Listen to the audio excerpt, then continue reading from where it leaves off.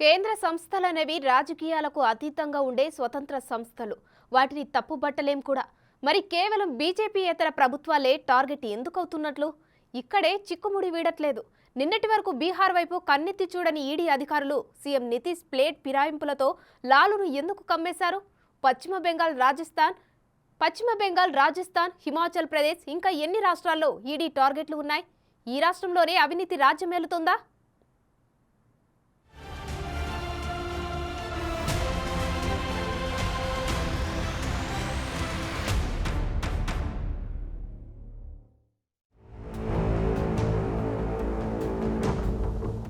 జార్ఖండ్ ముఖ్యమంత్రి హేమంత్ సోరెన్ ఢిల్లీ నివాసంలో ఈడీ సోదాలు నిర్వహించిన రోజే ఇటు బీహార్లోనూ ప్రతిపక్ష నేతని ఈడీ టార్గెట్ చేసింది.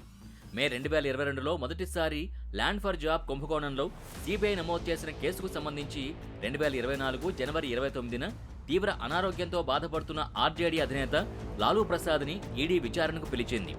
ఈ కేసుకు సంబంధించి లాలూ ప్రసాద్ యాదవ్, ఆయన భార్య మాజీ ముఖ్యమంత్రి రబ్రీదేవి, వారి కుమారుడు తేజస్వి యాదవ్, ఇద్దరు కుమార్తెలు మిసా భారతి, హేమా యాదవ్తో పాటు మరో 12 మంది పేర్లని సిబిఐ నమోదు చేసింది. 2004 నుంచి 2009 మధ్యకాలంలో లాలూ రైల్వే మంత్రిగా ఉన్నప్పుడు కేంద్ర రైల్వే మంత్రిత్వ శాఖ ఇచ్చిన గ్రూప్ డి ఉద్యోగాలకు బదులుగా భూమిని లంచంగా తీసుకున్నట్టు ఆరోపణలున్నాయి. అప్పటికి లాలూ ప్రసాద్ కుమారుడు తేజస్వి యుక్త వయస్సులో ఉన్నాడు. అయితే నిన్నటి వరకు బీజేపీకి సన్నిహితుడైన జేడీయూ నేత నితీష్ కుమార్ లాలూ పార్టీ ఆర్జేడీతో కలిసి ప్రభుత్వాన్ని నడుపుతున్నారు. కాగా నితీష్ ఆర్జేడీతో తెగదెంపులు చేసుకుని తిరిగి బీజేపీతో కలిసిన కొన్ని గంటల్లోనే లాలూ ప్రసాద్కి ఈడీ నుంచి పిలుపు రావడం రాష్ట్ర ప్రజల్ని ఆశ్చర్యంలో ముంచెత్తింది. ఈ నేపథ్యంలో లాలూ ప్రసాద్ కుమార్తెల్లో ఒకరైన రాజ్యసభ ఎంపీ మిసా భారతి తన తండ్రితో కలిసి ఈడీ కార్యాలయానికి వెళ్లి తన కుటుంబాన్ని అనవసరంగా వేధింపులకు గురిచేస్తున్నారని, అయితే దర్యాప్తులో సహకరించేందుకు తాము సిద్ధంగా ఉన్నామని చెప్పారు.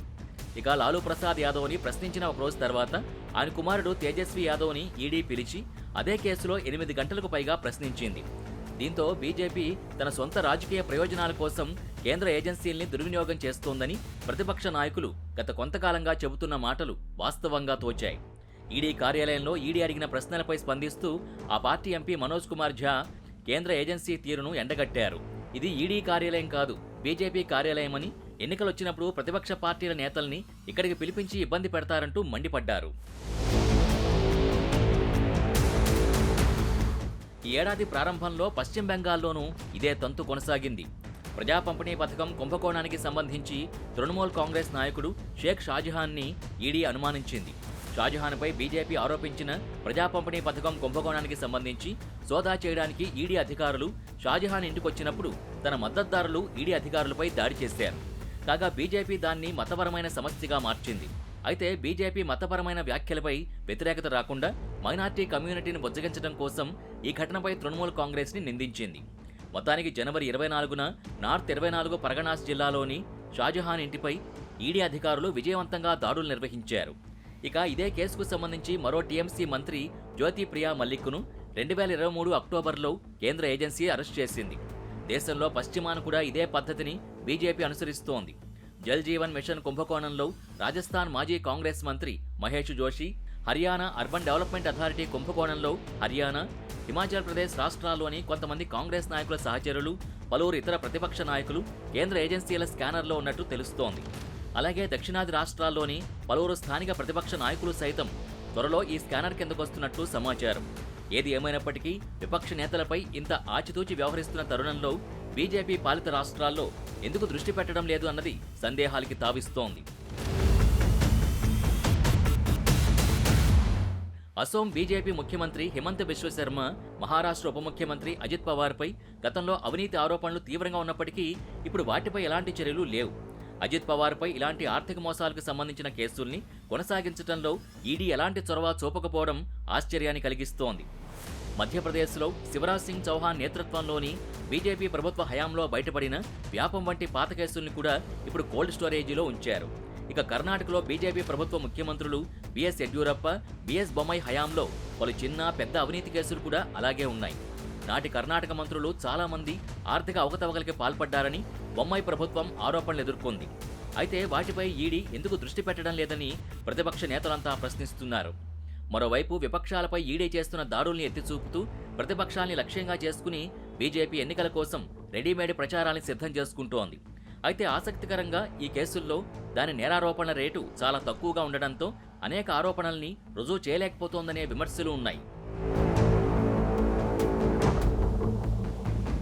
2014 నుంచి ఈడీ కేసులు 4 రెట్లు పెరిగాయని కొన్ని నివేదికలు చెబుతున్నాయి. కాగా అందులో 95% కేసులు ప్రతిపక్ష నేతలపైనే ఉన్నట్టు తెలుస్తోంది. అలాగే రాజకీయ నేతలపై ED, central bureau of investigation విచారించిన కేసుల్లో దాదాపు 95% ప్రతిపక్షాలవే. అయితే ఈడీ 96% అధిక నేరారోపణ రేటుందని వాదించినప్పటికీ 2005 నుంచి మూసివేసిన కేసుల్ని చూస్తే గణాంకాలు తప్పుగా కనిపిస్తున్నాయని విశ్లేషకులు చెబుతున్నారు. మార్చి 2023 వరకు 5,906 కేసుల్ని ఈడీ నమోదు చేసింది. అయితే విచారణ పూర్తి చేసి దాఖలు చేసిన ఛార్జ్ షీట్లు కేవలం 1142 కేసుల్లో మాత్రమే. అందులో 25 కేసులు మాత్రమే పరిష్కరించింది. కాగా మొత్తం కేసుల సంఖ్యలో ఇవి కేవలం 0.42 మాత్రమే. ఈడీ ఈ 25 కేసుల్లో 24 కేసులకు సంబంధించి నేరారోపణల్ని రుజువు చేసింది. కాగా దాదాపు 96% నేరారోపణ రేటు ఉందని చెబుతున్న ఈడీ వాదన ఎంత నిజమో అర్థమవుతోంది. దేశంలో ఇటువంటి పరిస్థితులు కొనసాగుతున్న తరుణంలో కేంద్ర ఏజెన్సీలు దుర్వినియోగం అవుతున్నాయని ప్రతిపక్షాల వాదనకు బలం చేకూరుతోంది. ముఖ్యంగా భారత రాజకీయాల్లో భారీగా పోలరైజేషన్ కనిపిస్తుంటే మరోవైపు అధికార బీజేపీ పార్టీ సందేహాల్ని నివృత్తి చేయడానికి బదులుగా ఈడీ, సీబీఐ సంస్థల కంటే ముందే కేసుల వివరాల్ని బహిరంగంగా మీడియాతో చర్చించడం విడ్డూరంగా ఉంది. ఇలాంటి చర్యల కారణంగా అధికార బీజేపీ ప్రతిపక్షాల వాదనకు మరింత విశ్వసనీయతను పెంచుతోంది. 2024 లోక్సభ ఎన్నికలు దగ్గర పడుతున్న కొద్దీ ప్రతిపక్ష నేతలపై ఇటువంటి కక్షపూరిత కేసులు మరింత పెరిగే అవకాశం కూడా లేకపోలేదు. ఈ నేపథ్యంలో బీజేపీ దేశ ప్రజలకు, ప్రతిపక్షాల ప్రశ్నలకు ఎలాంటి సమాధానం చెబుతుందో వేచి చూడాల్సి ఉంది.